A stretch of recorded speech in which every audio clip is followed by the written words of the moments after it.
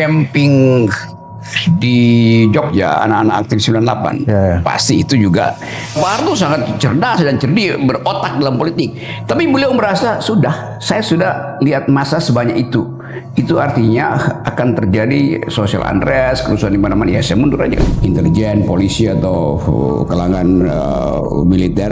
Pak Gibran, demonya ini akan berlanjut loh. Nyampe tuh kayak gitu. Pasti itu lebih otaknya dia nyampe tuh. Bakal udah gue mundur aja deh daripada ntar kayak 98. Ya tetap, ya ini kan tekanan politik. Dia ada otak apa nggak ada otak, ya faktanya udah terjadi.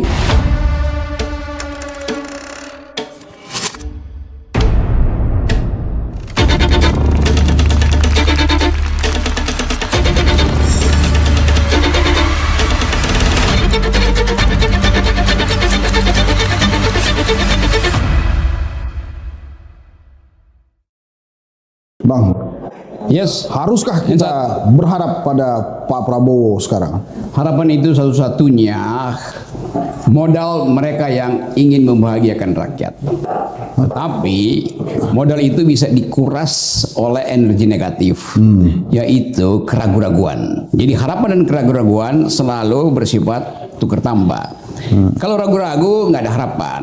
Jadi supaya harapan itu menjadi petunjuk bahwa negara ini ada arah, jangan ragu-ragu untuk ambil kebijakan. Nah itu pesan dari kedai kopi untuk Presiden Prabowo Subianto. Nah, Bang Rocky, kita nih berharapnya ke Pak Prabowo aja atau Prabowo Gibran? Gibran itu bukan harapan. Justru semua hal yang memungkinkan harapan Presiden untuk mempercepat kemakmuran itu dibatalkan oleh adanya inkapasitas dari Gibran. Jadi Gibran itu adalah liability bagi Presiden. Tentu Presiden Prabowo akan bilang enggak, itu satu paket. Iya, satu paket secara election. Tetapi di dalam hari-hari ini kan secara election mesti ada decision loh. Nah decision ini tidak mungkin diandalkan pada Gibran. Karena itu Gibran mungkin sangat bagus kalau ya pergi ke Papua lalu tinggal di sana lama supaya dia belajar tentang public policy, belajar tentang HAM, belajar tentang global politik, belajar tentang isu lingkungan, belajar tentang local culture, macam-macam. Kalau dia ingin jadi pemimpin di masa depan, kita dorong lah Mas Gibran untuk menetap aja di Papua. Kalau dia nggak mau gimana? Kalau dia nggak mau, nggak mungkin. Kalau dia masuk akal, dia mesti terima hasil survei dari kedai kopi kan. Hasil survei kedai kopi kan begitu kan. Publik, terutama anak muda, menginginkan Gibran pergi ke Papua itu. Nah terus ini dikit lagi nih tentang Gibran nih sebelum kita ke topik selanjutnya. Tentang pemakzulan itu, mungkin nggak pemakzulan Gibran? Bukan soal mungkin, caranya aja yang kita pikirkan. Kan? Mungkin, pasti mungkin kan. Semuanya dalam konstitusi.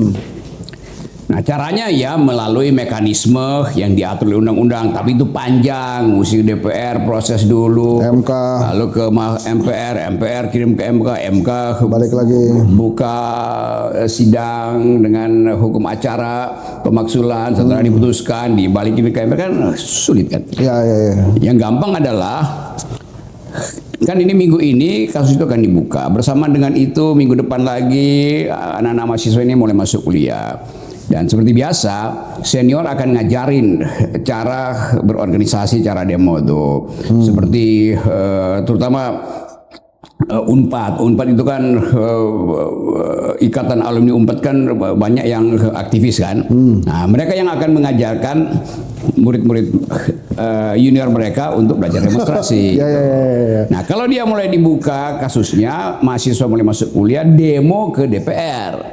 Kalau demo ke DPR, gue hitung misalnya ya mungkin 1 minggu 4 hari demo masif, asal polisi jangan larang mahasiswa, itu tinggal bisikin pada Pak Gibran, ya petinggi siapa lah, mungkin intelijen, polisi atau kalangan militer, Pak Gibran demonya ini akan berlanjut loh.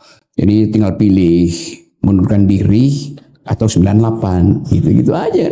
Kan lebih efisien kan?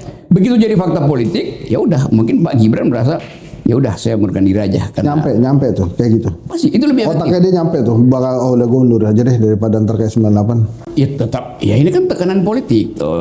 Dia ada otak apa nggak ada otak, ya faktanya udah terjadi. Kan nggak perlu lagi pakai otak kan, karena udah kelihatan sama si Pak Harto. Pak Harto sangat cerdas dan cerdik, berotak dalam politik. Tapi beliau merasa saya sudah lihat masa sebanyak itu. Itu artinya akan terjadi social unrest, kerusuhan di mana-mana. Ya saya mundur aja kan. Pak Jokowi akan terima itu tuh bang. Akan terima Pak Jokowi. Terima Pak, karena dia pasti akan tirakatan 7 hari 7 malam. Iya cocok. Iya. Anwar Usman nggak marah bang, kan dia udah Anwar Usman kan udah pasang badan waktu itu tuh buat Gibran. Dia pasang badan dan sekarang orang ingin supaya badannya itu dipasang lebih kuat lagi dan nggak mungkin terjadi itu kan. Tekanan publik itu merupakan elemen utama perubahan tuh. Kan tekanan publik semuanya. Semua rejim di dunia ini karena tekanan publik, bukan karena hasil survei itu. Nah, siapa yang mau gantiin Gibran nanti jadi wapres? Gampang lah, banyak betul kan. Yang punya potensi ya tinggal dihitung dari sekarang, siapa yang punya potensi. Nah, menurut lo dari partai politik atau profesional? Ya pasti partai politik lah. Oh, pasti partai politik ya? Ya kalau profesional nggak ada gunanya kita ganti Gibran. Yang kan Gibran akan diganti karena ada tekanan politik. Dari mana? Ya dari partai politik. Yang punya kepentingan pertama nekan Gibran siapa coba? So. Ya ini bukan dulu aku yang wawancara kira-kira. Yang punya urgensi untuk mengganti Gibran. PDI. Ya udah, deal. Sama loh juga. Berarti ini yang bukan sekedar sama, sebangun. Oh ya, berarti Ganjar atau Puan yang jadi wapres? Ya Ganjar kan kalah dalam pilpres. Nah, jadi yang punya chair utama di DPR Puan. Ya udah sepakat aja kita. Baru kali ini tuh gue lihat tuh ya. Dari tadi tuh mobil polisi bolak-balik nih. Ada Rocky Gerung kemarin bolak-balik. Ya mungkin ada OKP yang lagi mau. Ya, padahal kita temenan sama Polri ya. Kemarin ulang tahun gue puji-puji Polri itu. Nah udah bang. Nah udah selesai ya Fufa ya. Gibran. Oke, sekarang bang. Saya kan banyak ngobrol ya sama para pedagang tuh. Dia bilang penghasilan tetap pendapatannya tetap tapi penghasilannya berkurang. Jadi artinya dia dapat 100.000, cuma dibawa pulang ke rumah itu paling tinggal 40.000, 30.000 karena terpotong bahan baku yang semakin meningkat gitu ya. Benar. Tapi para elit politik kita mengatakan fundamental ekonomi kita bagus. Menurut Rocky Gerung, menurut abang nih, ini sebetulnya gimana sih kondisi ekonomi kita nih sekarang? Yang disebut fundamental ekonomi itu adalah besaran-besaran makro yang dibaca di dalam satu rentang waktu. Dan bacaan itu bisa termanipulasi oleh sebut aja kalau hari ini misalnya ada satu perusahaan besar baru jual perusahaannya, maka dicatat bahwa Indonesia masih layak investasi kan, kira-kira begitu tuh.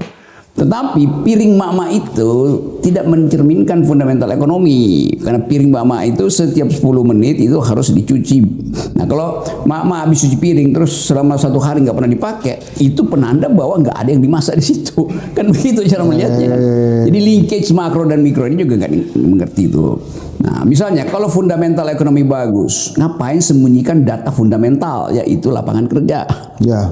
Nah sekarang Menteri Tenaga Kerja bilang kami nggak mau buka data PHK itu tuh. Loh, kalau begitu ada masalah dong.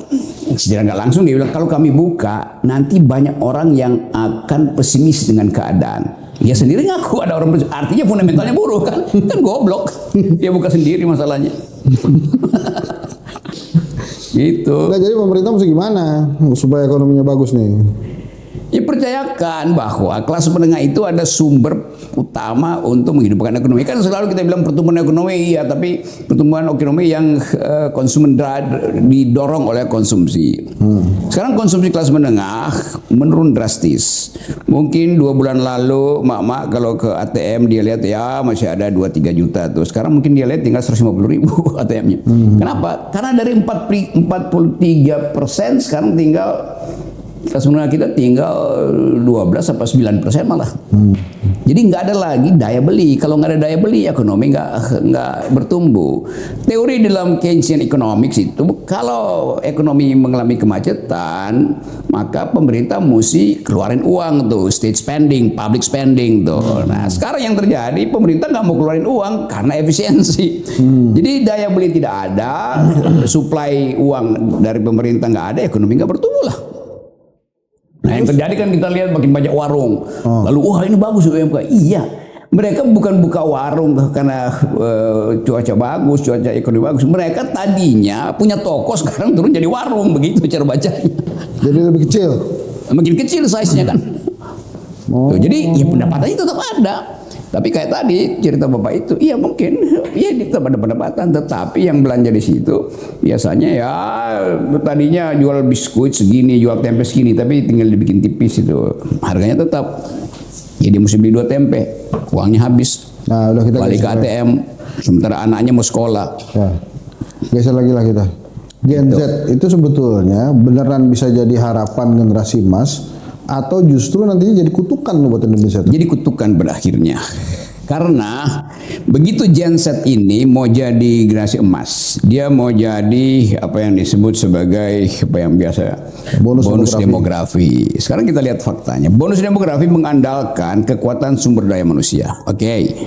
Supaya dia bisa bersaing dengan generasi yang sama di luar negeri. Kan dari awal itu Pak Jokowi salah.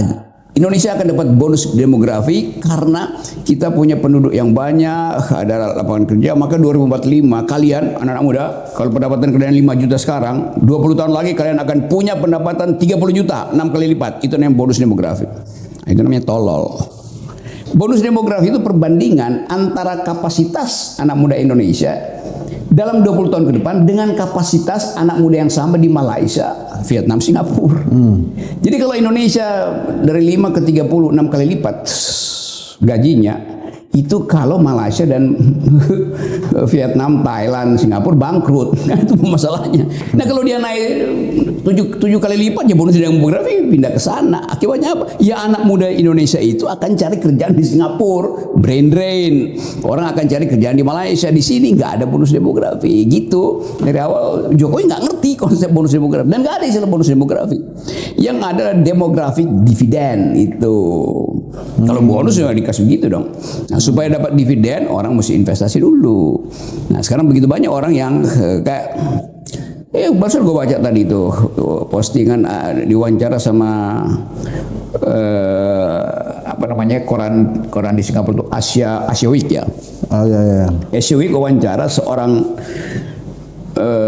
pemuda Indonesia lulus 2 tahun lalu pergi ke Jepang. Kopi bang tuh. Oke. Dia pergi ke Jepang, dia udah ada isinya. Dia pergi ke Jepang karena dia merasa Indonesia nggak ada harapan. Sampai di Jepang penghasilannya dia itu 5 sampai 7 kali lipat penghasilan Di Indonesia.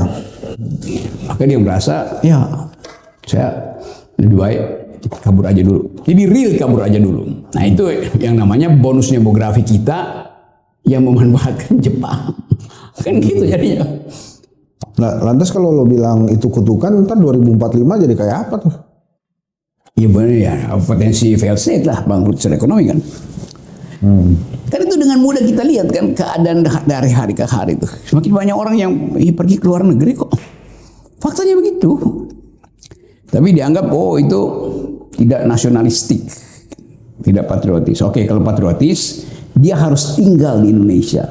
Buka Undang-Undang Dasar. Setiap warga negara berhak atas pekerjaan yang layak untuk kehidupannya. Kalau dia tidak layak, negara harus biayai dia lewat asuransi segala macam. Sekarang negara nggak punya uang untuk melayakkan, memberi lapangan kerja atau memberi social safety net. Maka dia pergi ke luar negeri. Dianggap nggak patriotik. Padahal di luar negeri dolarnya dia kirim juga pada mamanya yang ada di Solo itu kan. Jadi remittance ada juga. Tapi kan ini cara melihat itu. Seolah-olah ya kita negara yang buruk. Ya memang kita buruk negara itu kan mesti dibuka fakta itu. Nah, tambahan lagi Tim. Bonus demografi mengandalkan kemampuan analisis. Ada brain rot kitanya. Kitanya kena brain rot. Yes. Mindsetnya. Dan kita adalah sistem pendidikan tinggi kita nomor 2 terburuk sedunia. Nomor 1 terburuk adalah Kazakhstan. Nah, begitu tahu dari mana Indonesia? Oh, dulu nomor 2 terkorup, yaitu ICCRP apa itu kan, Pak Jokowi nomor 2 koruptor. Sekarang menggantikan nomor 1. Nah, investor akan lihat bahwa ya kalau sekarang di dalam grade itu, bahkan UI termasuk di situ, Indonesia nomor 2 terburuk. 5 tahun ke depan apa yang diharapkan dari mereka yang pendidikannya di ranking sebagai buruk? Nggak ada yang mau investasi di sini karena dianggap ya tenaga kerja lu nggak bermutu, buruk semua. Nipu di jurnal internasional tuh, bikin skripsi dipalsuin tuh, akhirnya itu yang terjadi. Jadi kita di watch dalam segala sudut hidup. Gitu. Nah ini sekarang kan kelihatannya ada Gen Z problem. Dan terus mereka ini kan kelihatannya susah juga untuk dibina nih beberapa nih kan. Ya mau-maunya mereka aja ya, bos yang toksik lah, teman yang toksik, pekerjaan yang toksik. Lantas apa yang mesti kita hadapi dengan generasi itu? Kan harusnya universitas yang ngeberesin mental mereka. Ya justru itu kan ini problem kompleks betul, ditinggalkan oleh Presiden Jokowi keadaan yang semacam ini kan. Itu mesti diterangkan pada publik. Presiden Jokowi itu memburukkan demokrasi, memburukkan kualitas SDM, memburukkan mental anak-anak muda. Semua anak muda sekarang apa? Ya, pokoknya gue nggak terlibat dengan sesuatu yang lagi viral itu apa, fear of missing out itu kan, FOMO itu segala macam. Ada problem, tanya artificial intelligence. Lama-lama AI itu akan lihat, wah jenis pertanyaan orang Indonesia segini-gini aja ya. Lalu dia petain secara algoritma bahwa Indonesia bahkan membuat pertanyaan ke AI untuk hal yang sangat sepele. Gimana coba? Ya Gibran kan yang ngajarin begitu, tanya pada AI. Lo AI itu dia bertumbuh justru kalau kita tantang dia tuh dengan dialektik ideas ini, nanya hal yang sepele. Ya. Bagaimana cara motong tebu tuh? Nah itu, kayak bilang ini motong tebunya nggak bisa. Kayak bilang ya pakai sabit. Akibatnya jadi sabit, patah sabitnya. Kenapa ditipu sama AI? Iya. Motong tebu itu mesti pakai parang yang sekali itu dan harus miring. Sekarang kita ke politik ya Bang. Oke. Ini maunya apa sih pemerintah ini? Kan baru aja MK ngeluarin keputusan pilkada dimundurkan. Terus justru elit-elit politik kita protes. Tapi sebagian besar para analis politik itu setuju tuh dipisahkan. Ini memang MK yang lagi perbaikan di dalam, atau memang keputusannya harus demikian, atau memang ini ada seperti sedang mengaudit para politisi nih hingga lebih bagus. Katanya lagi audit politisi, tapi bukan MK kan ini argumen dari Perludem. Perludem ajukan itu untuk perbaikan sistem pemilu, dan alasan Perludem ya masuk akal karena ongkos mahal, terus lelah macam itu, capek, meninggal. Oke. Tapi saya melihat ada sesuatu yang justru menguntungkan demokrasi, yaitu ketika dipisah itu dan diberi rentang beberapa 2 tahun itu, maka seorang presiden yang terpilih 2029 misalnya, dia akan diuji sebetulnya 2 tahun setelah itu oleh rakyat lokal, semacam pemilu selah di Amerika lah gitu kan. Ya. Jadi kita bisa lihat ini presiden sebetulnya baru 2 tahun udah nggak ada legitimasi. Kenapa? Karena pemilu lokal itu memperlihatkan dukungan partai udah berubah gitu kan. Itu bagus juga. Tapi orang akan bilang, ya tapi selama 2 tahun itu berarti ada kelebihan jabatan politik dari orang-orang ini sehingga nggak ada legitimasi. Itu urusan teknis aja, selesai aja. Tetapi buat gue ya masuk akal itu, supaya ada cek setiap 2 tahun lokal mencek nasional kan gitu idenya tuh. Tapi ya itu ya ada yang merasa ya politisi yang sekarang dong keenakan dapat tambahan gaya. Ya itu pokoknya itu urusan teknis, urusan prinsipnya kita bertambah kemampuan checkable, check and recheck dari legitimasi kekuasaan. Itu aja poinnya. Mungkin itu nggak didalilkan oleh Perludem, tapi mahkamah mungkin melihat alasan belum masuk akal karena bebannya terlalu besar, uang yang dikeluarin serentak juga terjadi. Yang terakhir yang paling penting adalah sebanyak itu yang mesti dicoblos sehingga orang masuk dalam benok seperti secara psikologi. Banyak amat gue mesti hafalin kan. Secara psikologi memang beban. Oke. Lompat ke luar negeri ini langkah Presiden Prabowo masuk BRICS. Menurut lo itu strategis atau sebuah langkah yang berisiko? Hanya dengan cara itu Presiden Prabowo menyempurnakan rencana dia untuk jadi pemimpin dunia. Kan kalau dia masuk klub negara-negara barat ya dia tenggelam kan. Ya, ya. Tapi dengan masuk BRICS ada potensi menonjol di Global South itu, dan harusnya bisa menonjol. Walaupun itu masih terseok-seok kan ya, secara ideologis juga di dalam BRICS mulai ya, walaupun Rusia dan Cina itu ada di BRICS, tapi dua-duanya kan ingin lebih dulu jadi cepat jadi superpower kan, minimal junior superpower tuh. Nah, Amerika melihat potensi Indonesia masuk ke situ, itu artinya keamanan Pacific Basin ini, apa namanya, Asia Pasifik itu tidak lagi di bawah hegemoni Amerika yang secara tradisional sejak Perang Dunia Kedua itu dikuasai oleh Armada ke-7 tuh. Jadi udah mulai ditekan lah Indonesia tuh. Tapi Indonesia mesti kasih argumen kuat bahwa loh, ini kan negara yang setelah Perang Dunia Kedua, setelah masalah di Timur Tengah, setelah Eropa mengalami kekacauan karena NATO tidak bisa utuh lagi, maka masuk akal kalau ada Global South. Tapi yang jadi soal baru, apakah Global South ini jadi persekutuan ekonomi atau juga berorientasi pada fakta militer, itu intinya. Nah, gue baca beberapa analis itu bahwa di BRICS nanti itu minggu-minggu ini juga akan ada proposal, mungkin masih rancangan atau rencana untuk BRICS ini membentuk pasukan perdamaian. Jadi tentara-tentara dari negara-negara ini akan membentuk pasukan perdamaian. Itu artinya mau nyaingi PBB gitu. Nah, itu bisa dianggap bahwa ini pasukan perdamaian, ini bisa jadi fakta militer. Iya.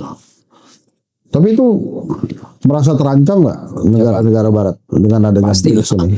Dan tetap bukan Indonesia, sebetulnya proksi Indonesia dengan Cina itu yang bagi negara-negara Barat, ada apa ini? Bukan negara Barat sebenarnya, ya Amerika aja yang terancam tuh. Negara Barat ya mungkin terlalu jauh buat lihat itu sebagai ancaman. Tapi yang paling langsung merasakan impactnya kan Amerika tuh. Karena itu Amerika selain membalas permintaan negosiasi tarif 30% itu yang nggak disetujui oleh Trump akhirnya tetap 32%, dan bahkan dia mau tambahin 10 tambah 10. Itu kan ancaman, kalau lu masuk BRICS, nah gue kasih tambahan 10%. Dalam negeri lagi, sebelum nanti teman-teman kalau mau nanya ada waktu dikit. Menurut lo 2029 Prabowo akan tetap bersama Gibran ataukah dengan orang lain karena Gibrannya dimaksudkan duluan? Oke, lepas Gibran dimaksud apa nggak dimaksudkan, hitungan gue itu Pak Prabowo tidak akan mencalonkan lagi tuh. Karena kan bagi Pak Prabowo udah jadi presiden, udah maksud Udah ultimate lah itu ya. Gitu. Ngapain mesti capek-capek lagi 2 periode gitu kan. Itu intinya ya. Semua orang merasa begitu, atau semua orang justru menyorot atau mengintip potensi mencalonkan diri karena menghitung Prabowo tidak akan lagi mau mencalonkan diri itu. Maka Gibran dengan sendirinya menganggap oke, nggak ada saingan dong gue. Maka dia mulai kumpulin relawan lagi ke kantor presiden segala macam, itu yang terjadi kan. Tapi politik itu seringkali bukan the art of the possible, the art of attacking the impossible.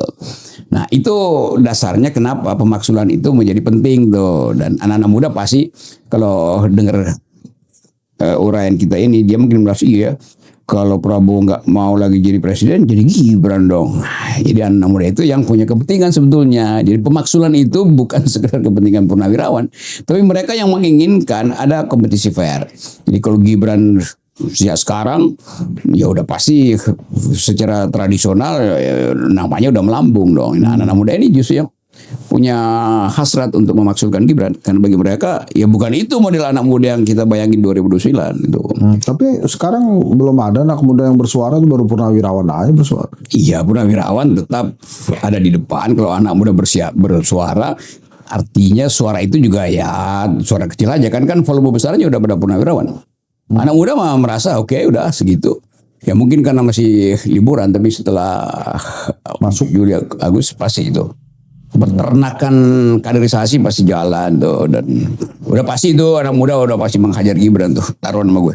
Oh ya, katanya ini hari ini kan ada camping di Jogja, anak-anak aktif 98. Ya. Pasti itu juga kader-kadernya juga ikut tuh, termasuk pasti diundang yang baru mahasiswa semester 1, semester 2. Ya. Jadi kaderisasi oposisi tetap jalan. Oh, oke. Ada pertanyaan? Silakan. Beberapa waktu terakhir ini kan terlihat ada dua menteri nih yang selalu mendampingi Prabowo. Satu tuh AHY ketika di dalam negeri, mungkin Sugiono di luar negeri gitu. Dilihat dari kedua background mereka yang sama, sama-sama lulusan Nusantara dan punya background militer gini, apakah kita akan melihat persaingan keduanya sebagai anak yang sudah dididik oleh Prabowo? Ya tentu Prabowo mempersiapkan juga kader-kader dari Gerindra sendiri, kan itu masuk akal sekali itu. KDM tuh dipersiapkan Prabowo nggak? Enggak, KDM. KDM disuruh masuk bar dulu kali baru persiapan kan mesti di. Enggak, kan lo tadi bilang ada kader Gerindra yang dipersiapkan oleh Prabowo. Iya, tapi yang disebut kader Gerindra yang dari awal bersama-sama di dalam komunitas eksklusif Prabowo. KDM kan tidak eksklusif kan. Ya. Baru belakangan aja di situ itu. Jadi bagi Prabowo yang disebut kader inti itu yang mengerti cara berpikir Pak Prabowo, cara berpikir politisnya karena dia ketua partai, cara berpikir militernya karena dia pernah lama memegang komando, dan cara berpikir ideologisnya tuh apa itu ya, sekarang dia lagi promosikan Sumitronomics tuh. Jadi tetap itu yang akan jadi semacam tumpuan. Kader itu apa? Yang ngerti Sumitronomics, yang ngerti bisnis pasti karena Prabowo ada bisnis tuh, yang mengerti military efisiensi dalam leadership kan itu. Jadi masuk akal kalau dua mantan tidar itu didekati atau mendekati Pak Prabowo itu. Nah itu kan semuanya kan begitu kan. Kan dalam tentara ada prinsip army readiness, kesiapsiagaan setiap saat.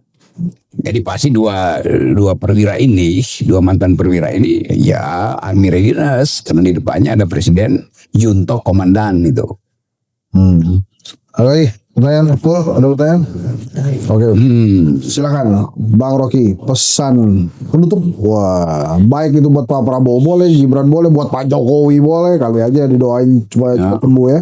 Terus buat ya tentu pertama buat Pak Jokowi, kedai kopi mengerti, dan saya bagian dari kedai kopi sore ini, bahwa Pak Presiden ada di dalam kondisi psikologis yang tidak stabil tuh.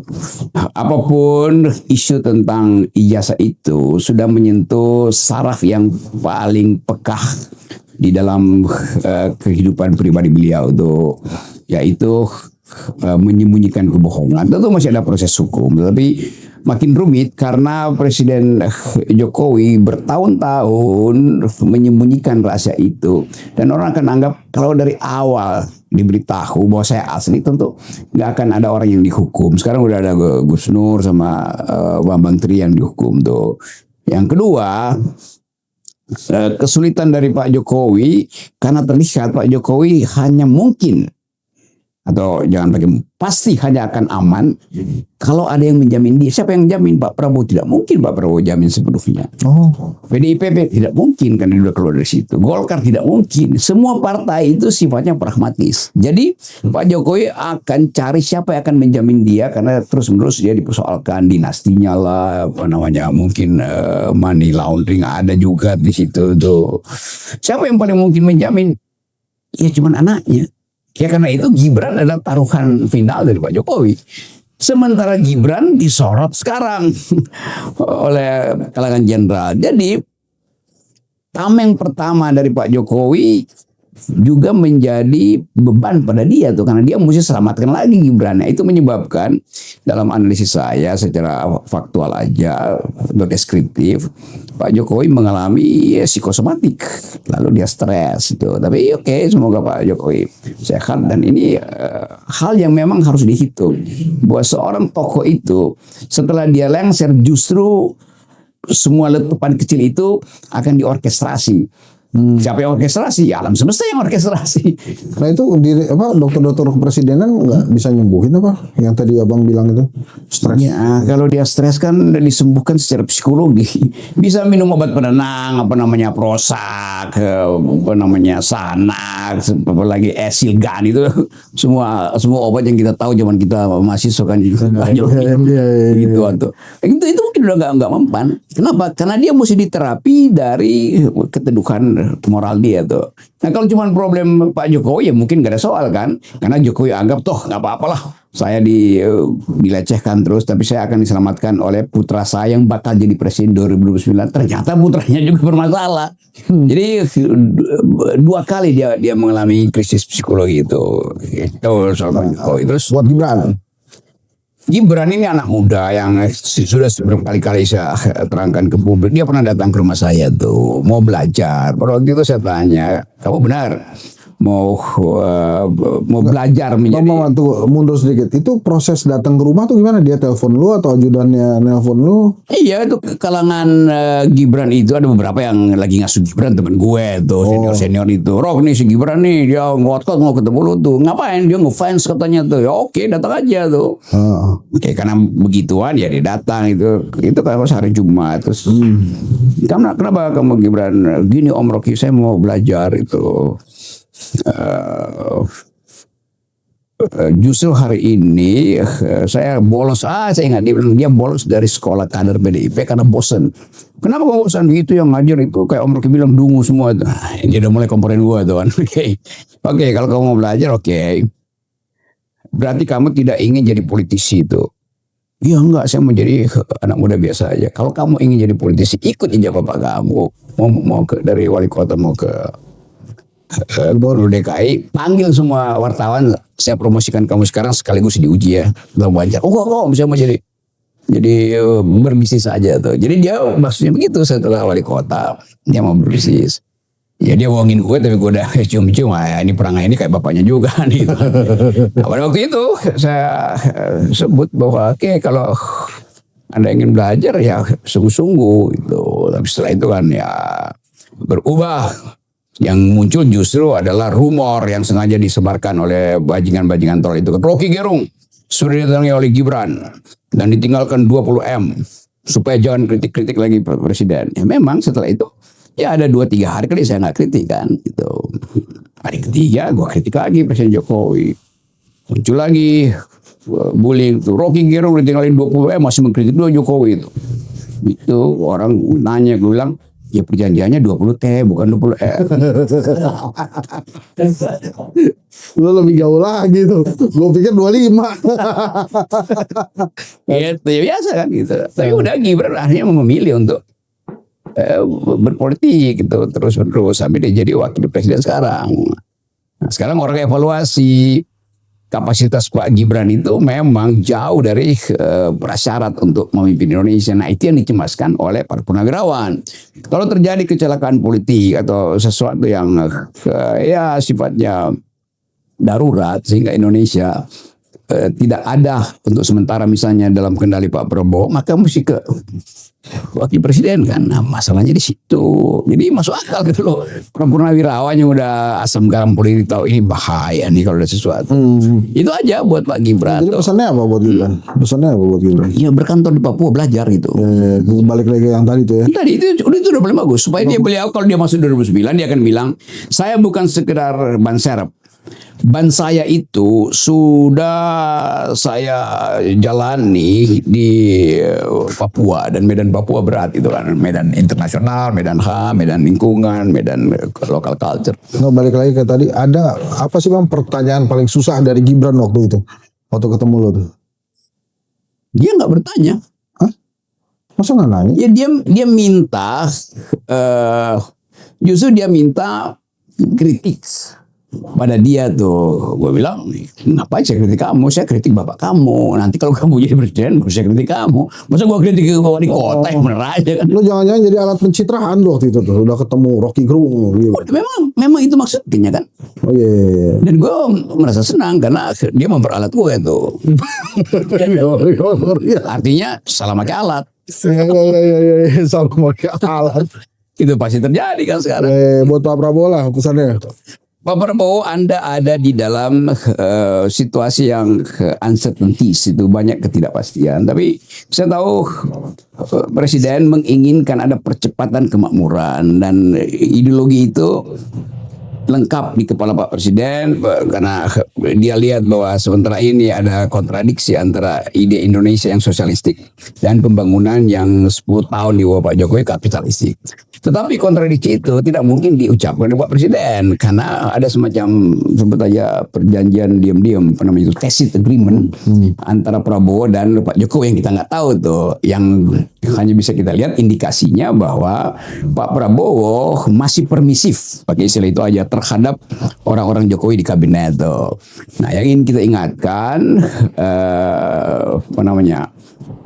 Ya bisa dicarikan jalan keluar, tetapi time is running out, Mr. Presiden itu, dan publik menunggu semacam radical break dari Pak Presiden supaya orang tahu bahwa Presiden Prabowo otentik sebagai Presiden Indonesia, tidak ada beban dan hanya ingin menunjukkan arah baru Indonesia. Nah, arah baru ini yang terlalu lama. Kenapa? Karena arah baru itu harus dia tempuh di dalam banyak persimpangan arah lama tuh. Satu lagi, ini penasaran gue, ini nggak pernah diomongin. Ada nggak pesan buat Ibu Mega? Ibu Mega sudah berupaya dan berhasil mempertahankan kematangan politiknya tuh. Dan buat Ibu Mega tentu dalil utama beliau adalah pastikan bahwa PDIP itu tetap di dalam posisi kontrol tuh kan. Cuma itu, dan bagi Ibu Mega ya senyum Ibu Mega itu mengindikasikan bahwa dia mampu untuk mengendalikan diri. Walaupun bayangin Ibu Mega hari-hari ini merasa mungkin dalam hati dia bilang ini gila nih negara ini. Masa Hasto dituntut 7 tahun tuh kan. Pada siapa dia mesti ucapkan itu? Mungkin dia sudah WA Pak Presiden. Itu menarik loh, Hasto sama Tom Lembong sama-sama 7 tuh. Ya kan? Ya karena yang minta itu sama-sama satu orang doang. Siapa tuh? Jokowi loh. Bisa aja tuh. Jadi ya. Bisa bagaimana kita cara analis kalau sama kan pasti mesti ada satu orang. Kalau 2 orang yang jeblosin ya pasti beda kan. Jadi itu ciri-ciri. Gitu. Ya udah, makasih banyak. Ya selebihnya off the record, gue terangin lebih jelas ya. Ya. Oh, ini thank you nih ada off the record. Itu yang ditunggu-tunggu sebetulnya teman-teman. Terima kasih Bang Rocky. Gue makasih dulu nih. Mudah-mudahan gue bisa, tapi gue udah lama nggak naik gunung tuh. Terakhir gue naik gunung tuh waktu gue mahasiswa. Itu juga levelnya Gunung Gelis, lo tahu ya. Gunung Gelis di Sumedang tuh ada gunung di dekat tempat. Di atasnya itu ada satu beringin, bawahnya ada kuburan. Nah itu kita naik Unpad tuh biasanya naik sana antar turun lagi gitu. Itu kuburan yang Gelis. Ya dah, terima kasih. Assalamualaikum warahmatullahi wabarakatuh. Gue lagi tempatnya Profesor Hensa yang berupaya untuk membangun opini yang cerdas, memukau, dan intelijen. Karena itu mesti ada protein, intelijen dan protein adanya di jagung. Nah, di buah juga. Jagung ini ya, pohon jagung lu bisa bedain kan pohon jagung sama pohon tebu, beda kan? Pohon jagung tuh dipetik, pohon tebu tuh ditebas, tapi harus pakai parang bukan pakai celurit. Paham kan lo? Emang lu dari mana?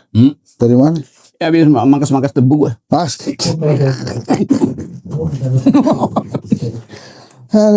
Susah juga lu, sibuk banget. Sibuk apa sih Bang? Gue tuh gak enak banget ada di Sentul. Mandi lagi ya gue. Minggu depan tanggal 20 baru gue kosong ke Sentul. 20 apa? 20 Juli. Oh, gue bolak-balik. Sebetulnya enak tuh tempat lo tuh. Iya, ntar gue udah di situ lah, ke situ aja. Kangen juga gue situ. Iyalah pasti. Jadi thank you Bang sudah mampir. Ini kedai kopi begini nih. Sama ini sekalian tuh jadi sekretariat IKAFIKOM. Gue kan ketua Ikatan Alumni Fakultas Ilmu Komunikasi Universitas Pajajaran. Udah bikin apa? Bikin aja kopi. Udah bikin Fikom. Wah. Iya kan si Ferry lagi dapat duit banyak dia. Bukan duit banyak. Program dia itu memerlukan dukungan berbagai macam stakeholder tuh. Karena ini koperasi merah putih. Kemarin kan ada isu Gibran ke Papua walaupun sekarang diralat lagi sama Yusril tuh. Menurut lo? Ya seneng lah gue. Nah kalau dia ke Papua apa yang diharapin sebetulnya sih? Walaupun diralat sama Yusril udah ya, bukan dia yang ke Papua. Ya Gibran itu kan Gibran protes pasti kan. Kan Gibran itu mestinya di Papua supaya dia belajar tentang politik dunia. Papua sekarang itu ada center of gravity dari Asia Pasifik tuh gitu. Bener dong harusnya dia ke Papua. Harus supaya dia belajar geopolitik, dia belajar environment ethics, dia belajar ya soal local culture. Itu Kalau dia mau maju 2029, mestinya dia bilang sama Pak Prabowo, saya bukan sekedar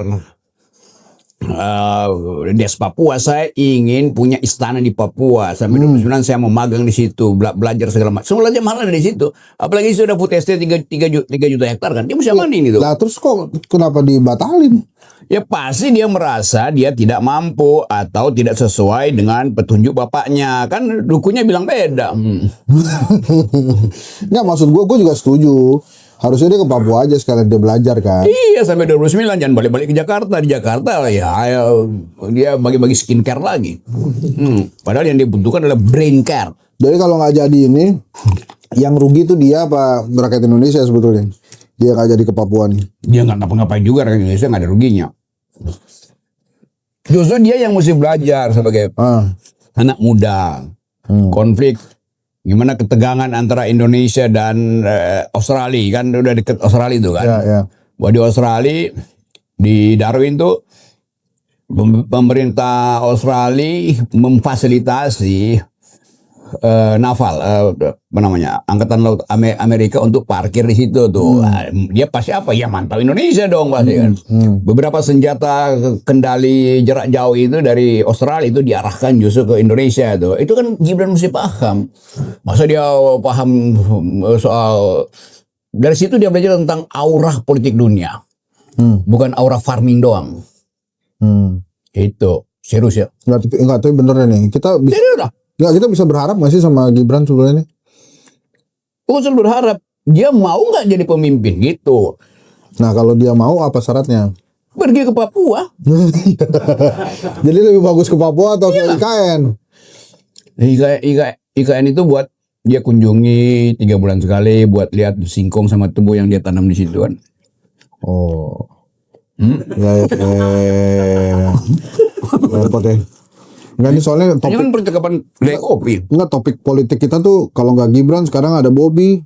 Bobby mah bukan topik dia. Ada apa dia? Ya, ntar lagi tersangka kan. Oh. Lu serius Bang? Ya kan udah dipanggil KPK.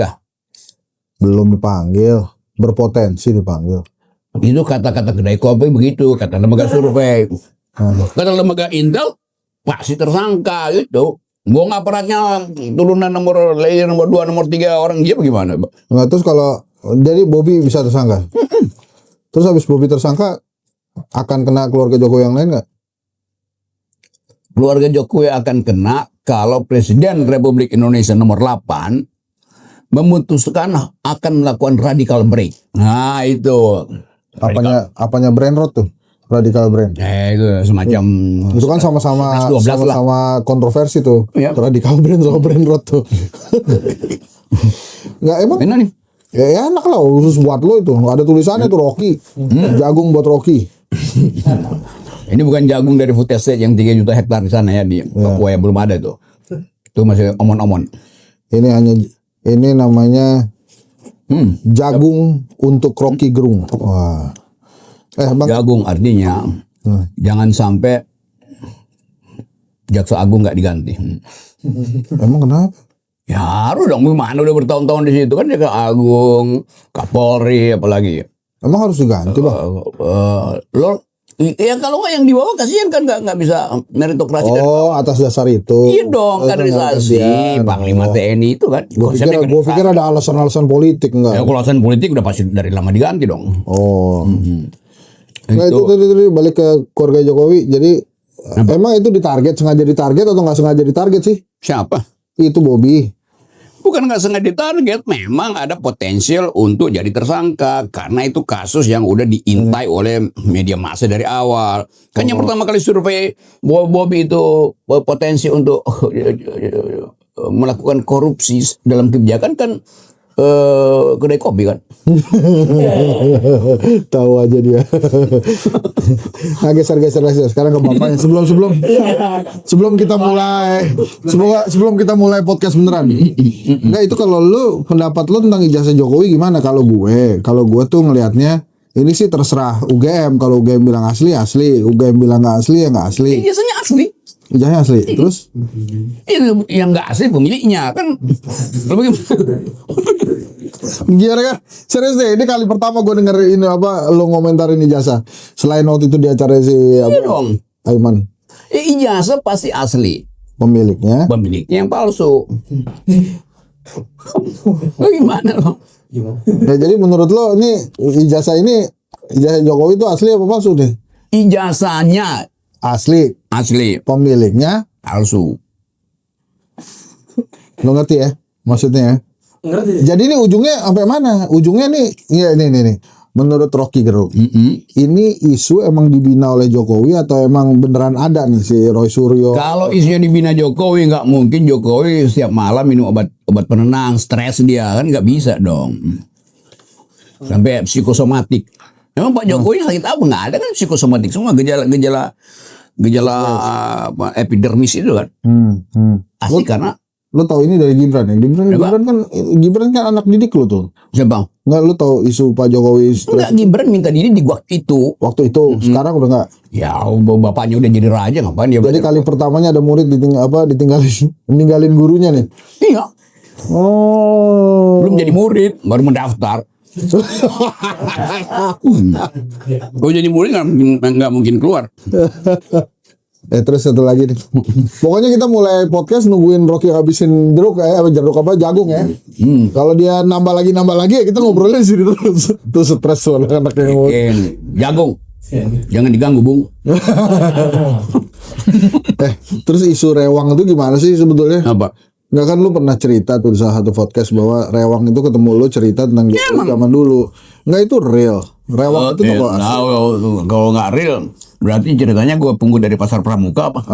Terus jadi gimana? Emang beneran jadi ceritanya si rewang itu? Jelas ya. Sangat.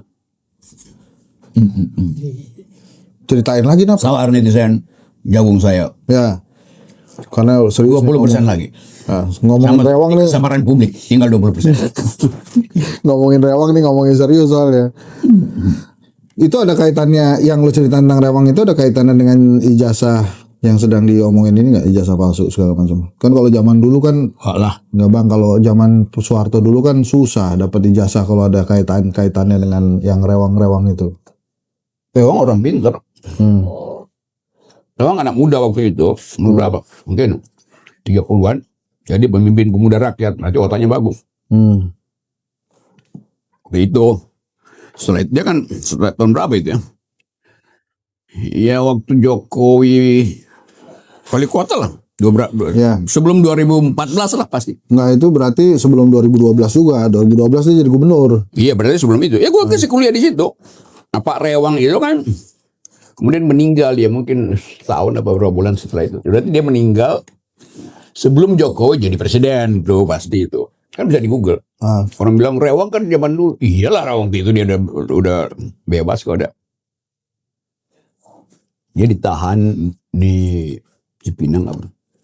Ketua Pemuda Rakyat merangkap anggota CCPKI, Komite Sentral Partai Komunis Indonesia, paling muda di situ. Artinya bermutu kan? Nah itu anak muda yang bermutu. Bicarain tentang anak muda yang doyan niru-niru doang. Tapi dia bagus, Om. Nasibnya bagus. Ya bang. Pak Jokowi nasibnya bagus, Om. Bagus gimana? Ya bagus lah nasibnya jadi presiden. Iya, paling kan lebih bagus dari direktur kedai kopi loh. Oh, benar. Lu mau makan dulu nggak? Nggak, gue udah nyiapin makanan juga buat lo. Iya, makanan Enggak, makanan ini, masak sini. makanan Sundaan. Ada yang masak. Minimal nasinya dari sini. Iya, boleh makan. Kita makan dulu deh. Nah, kita makan dulu aja. Iya, satu. Oh iya, setengah. Ya, keluarin makanannya. Wah, kita Wah, ada Neng Solo tuh. Wah. Ada Neng Solo tuh. Itu bajunya Han Solo di wajahnya. Neng Solo tuh. Neng Solo. Neng Solo. Ini kita makan sekalian, panggil si apa? Teman-teman semua makan sini lah. Ayolah. Bareng-bareng aja. Sambil ngoceh-ngoceh, makan ngoceh-ngoceh udah. Iya. Itu gua pulang, kayak itu lebih berguna daripada podcast. Lo ingat Ucup kan? Dia ke rumah lo waktu itu udah 2 kali dia. Iya. 2 kali lo ya. Entar setelah tanggal 20 ke situ deh itu. Iya. Nih kita geser. Gua udah pasti balik lagi ke Sentul. Ini udah sebulan gua nggak pulang-pulang. Mm-mm. Jadi ini kita emang nyudahan gini makanannya. Wah mantap. Pol, Ki, duduk ya. Lu makan pete gak? Apa aja gua makan. Serius lu? Tuh ini kayak kacang nih. Hah? Iya ini. Tapi emang sebagian orang makan pete emang kayak kacang, Bos. Emang. Kaca tuh pete tuh lebih enak dari lencak kalau digadoin. Hmm. Apa khasiat pete buat Pete seorang itu Rocky Gerung? membuat margin of error itu mendekati nol. Karena tidak ada yang berani mendekat. Jadi ini teman-teman kita sambil Iya. makan, sambil ngobrol-ngobrol sambil makan. Piring. Jadi kalian sini aja dan boleh nanya apa aja ke Bang Rocky. Itu tuh aja. peneliti-peneliti tuh kalau mau ikutan. Lu lagi rapat ya? Enggak tuh peneliti gue lagi pada Sini kita kita ngobrol. ngobrol-ngobrol. Banyak. Gue pengen lihat Rocky Gerung makanannya pakai apa sih? Timun 3, sambel.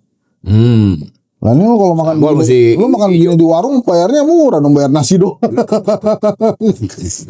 Ini Asma nih peneliti senior gue. Asma, Ini- Asma Unpad juga. Mana? Unpad bukan? Iya dia. Oh iya, apa jurusan apa? Psikologi. Psikologi. Oh mantap kan? Waduh, si Aten dong. Ah, Pasti lah ya. tenang. Si Aten mah temen Kan enggak? dekan dia. Tahun berapa kamu, Mak? 2009. Oke. Masih ngajar kan waktu itu? 2009 masih ngajar. Udah enggak, gue udah diusir dari UI. Ya itu langsung jadi tolol UI. Untung lu udah lewat. Wih, kapan pinternya? UI itu coba bayangin kan baru ada riset. Duduk ham duduk ham.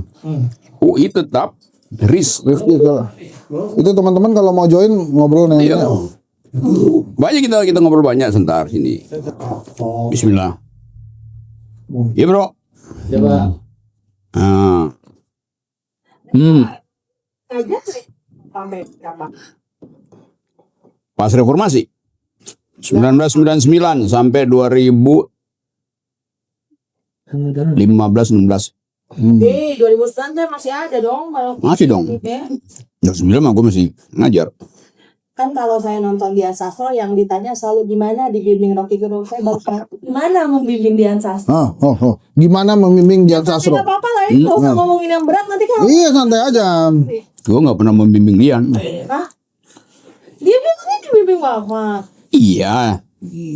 Kan nggak bisa. Dia bilang saya bimbing dia, terus saya bilang saya bimbing. Secara psikologis itu namanya delirium. Apa tuh delirium? Kamu dari Rio? Delirium itu kekacauan di dalam batin, dalam mind orang dong. Kan cuma boleh satu pihak yang mengklaim. Itu lucu tuh. Ya. Benar. Betul Asma. Kalau Kalau yang membenarkan artinya resultannya nol. banyak yang nanya juga, kita nih mau PHK-PHK sampai kapan? Menurut Bang Rocky sampai kapan? Mau apa? PHK. PHK itu setiap hari Hmm. kurang lebih di Jawa Barat aja 989 ribu. Itu yang datanya disembunyikan oleh Depnaker. Kan Depnaker nggak mau buka kan datanya. Oh iya, ntar nggak mau. Ya baru aja tuh dia putuskan kalau PHK nggak dikeluarin lagi Ya datanya. terus investor mau invest berdasarkan apa? Datanya kan goblok. Prabowo mau ambil kesimpulan keadaan stabilitas ekonomi dasar apa kalau datanya nggak ada? Oh. Jadi bapak kelihatan baik aja Bang Ikse. Itu namanya nyembunyiin sampah di bawah karpet. Kelihatan ganjal-ganjal. Ya jadi Ya sampai nggak kapan Bang? kelihatan tapi bau. Sampai kapan kira-kira? Itu terjadi terus tuh. Sampai dia dipecat oleh Prabowo. Kalau menterinya dipecat terus nggak ada PHK, nggak gitu kali? Ya? Dan datanya itu yang penting diberitahu PHK. Sampai kapan? Ya sampai ekonomi tumbuh 8% kan rumusnya begitu. Nggak kan dia alasannya kalau di publikasi itu publikasi kepesimisan. Oh iya justru karena nggak ada data lalu investor mau masuk Indonesia apa enggak? Kenapa? Mau semua orang kabur aja dulu. Bener banget. Ya. Bang Rocky, aku tuh nemu pola ya. Apa polanya? Kenapa sih masyarakat ini, saya nggak nyebut pemerintah ya, tapi masyarakat kita itu cenderung kalau ada hal jelek gitu data kejadian itu ditutup dulu lah kan bodoh ya, harusnya mah dipakai buat siap-siap, tapi kenapa cenderung ke situ, dan itu jadi ngaruh ke tadi bagaimana pemerintah merespon si Ya, data itu gitu. karena publik kita irasional. Cuman orang irasional yang takut pada data. Irasionalnya karena apa? Terlalu beban kok berani jadi udah kayak akan overreaktif gitu. Iya, dia tidak bisa menganggap bahwa sesuatu yang disodorkan pada dia itu adalah upaya justru untuk mitigasi. Data itu diperlukan untuk mitigasi. Tuh, saya. Terus kenapa disembunyiin? Ya artinya nggak rasional dong dia. Kalau kayak takut diomelin gitu loh jatuhnya. Jadi artinya kalau PHK mau berhenti, harusnya itu data tambah dibuka, bukan diumpetin. Iya. Dengan mudah orang akses BPJS. Kan begitu lu PHK kan udah langsung data lu masuk ke BPJS kan. Ya kali kok yang ya. Terus Lu mesti bayar. kenapa rakyat itu pada ngomongin kapan reshuffle, walaupun mereka udah tahu ini kan haknya Prabowo. Ya nggak sabar lah dia pengen tahu. Pokoknya selama Pak Prabowo tidak melakukan radical break di antaranya dari reshuffle, selama itu legitimasinya justru drop terus. Ke atas, ke paling atas. Legitimasi sampai presiden berarti. Apa? Legitimasi yang blok terus akan sampai presiden gitu. Ya presidennya justru yang lagi kita bicarain. Kan legitimasi cuma ada pada presiden. Menteri kan nggak membuka legitimasi, wong dia pejabat teknis. Ya. Iya Pak. Dan Pak Henry juga deh, saya kan. Pak Presiden sadar nggak sih kita udah masuk kondisi darurat apapun gitu lah. Sadar lah. Iya. Ada. Iya barusan ditegur sama Donald Trump, dikasih surat 32%, bakal ditambahin 10% lagi tarif. Jadi dia sadar. Dia sudah baru salah. Dari awal dia tahu, cuma dia menunggu momentum. Momentumnya nggak dapat.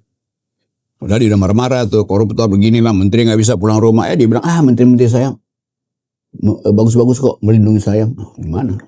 Jadi ada sesuatu di situ tuh. Nah, sesuatu itu yang memerlukan survei kedai kopi yang reliabilitasnya 200%.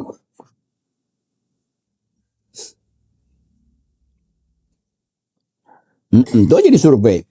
Mengapa Pak Prabowo terlihat ragu-ragu untuk mengambil langkah final? Itu aja pertanyaannya. Ya, kenapa Bang? Ya kalau gua jawab lu nggak bakal survei lagi dong. Oh iya. Nggak, menurut lo hipotesanya Rocky. Ya pasti ada perjanjian tacit agreement dengan Presiden Jokowi. Ya kan cuma itu keterangannya. Apa lagi Bang? Itulah yang membuat menteri-menteri Jokowi juga masih bertahan.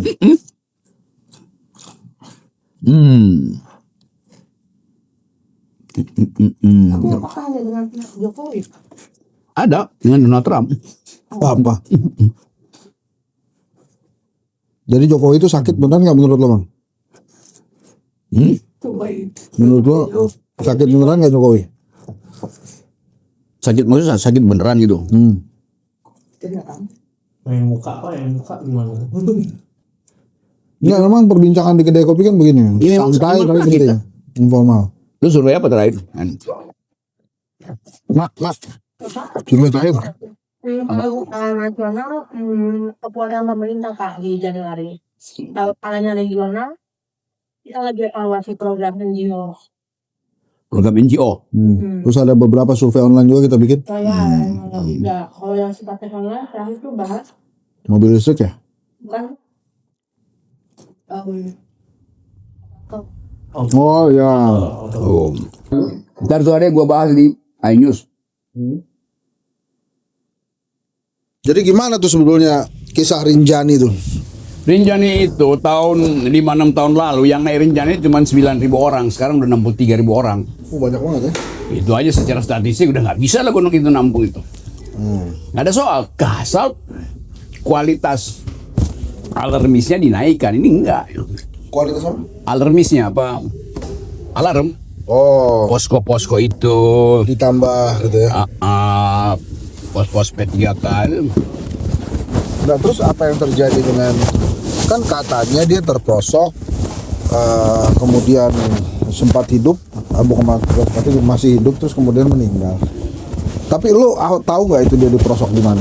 Terprosok Itu di jalur mana? gue ada di situ yang cuma sekian, mungkin nggak sampai 2 meter jalur itu. Ini memang ke arah Segara Anak Jurang. Ini adalah jalur pas. Itu jalurnya kita sebut jalur 3 in 1, naik 3 langkah merasa 1 langkah gitu. Itu jalur berat. Tapi memang resikonya bisa meninggal begitu, Bang. Bisa. Nah itu 600 meter, Bu. Nah itu kira-kira Batuk. pengaruh hubungan bilateral antara Indonesia Brazil gara-gara itu ada nggak? Nggak ada. Nggak ada ya. Walaupun orang tuanya sempat komplain tuh, Bang. Ya orang tuanya komplain, artinya ya orang sebagai orang tua ya berhasil juga pasti. Gimana sih? Iya, tapi soal kecelakaan gunung itu selalu yang dianalisis adalah pertama si individu itu terlatih nggak tuh itu. Jadi kalau memang nggak terlatih ya bahaya naik gunung, nggak langsung jadi, kecuali itu event internasional ada apa sehingga panitia internasional yang akan komplain. Ini kan dia pendaki solo, pendaki sendirian dengan beberapa temennya itu. Itu guide-nya dipecat tuh. Iya, Menurut lo pantas dipecat atau seharusnya ada evaluasi dulu? ya mesti evaluasi karena guide-nya juga sangat mungkin guide-nya sertifikasinya nggak ada. Nah kalau dia nggak ada sertifikasi, ya berarti petugas Taman Nasional yang bersalah dong kan. Semua guide mesti sertifikasi. Dan kebanyakan guide tuh sampai sekarang belum ada sertifikasi. Nah, Jadi guide-nya nggak bisa juga ini disalahin. agak loncat-loncat ya, Bang. Sebelum kita podcast beneran, lo cuci tangan terus kita podcast. Menurut lo, itu tudingan ijazah di print di pasar pramuka tuh kelewatan, kebangetan apa beneran? Agak kelewatan sih. Kelewatan nih, kenapa menurut lo kelewatan? Ya itu kan fakta yang lama, orang mesti cari dan ya bagaimana? Ya Bitor sih oke, itu nggak ada soal kalau dia bilang itu, tapi pembuktiannya jadi susah nanti itu. Karena begitu dibantah tidak di-print, maka mesti balik dari awal lagi kan. Kan yang lebih penting fokus ke UGM, kan itu aja. Cocok sama gue kan? UGM memang. Iya. Gue juga tergantung UGM, kalau UGM bilang asli, asli. Tapi kenapa Sensasi kemudian politiknya melebar ke mana-mana tuh. Lalu nanti dianggap bahwa ini PDIP dong yang ngerjain gitu. PDIP diseret lagi dong. Berarti PDIP yang mesti membuktikan begitu. Tidak kan lawyer bisa ambil alih itu. Padahal itu kan PDIP. Berarti PDIP yang mesti buktikan. Kami akan tuduh PDIP dapat beban pembuktian baru itu. Oke, kita ke part 2 ya. Nih kita break dulu, Bang Rocky mau sholat dulu ya, Bang. Nih gua sholat dulu ya. Cuci tangan, terus kita pindah ke belakang. Thank you guys. Assalamualaikum. Bentar gua lihat dulu.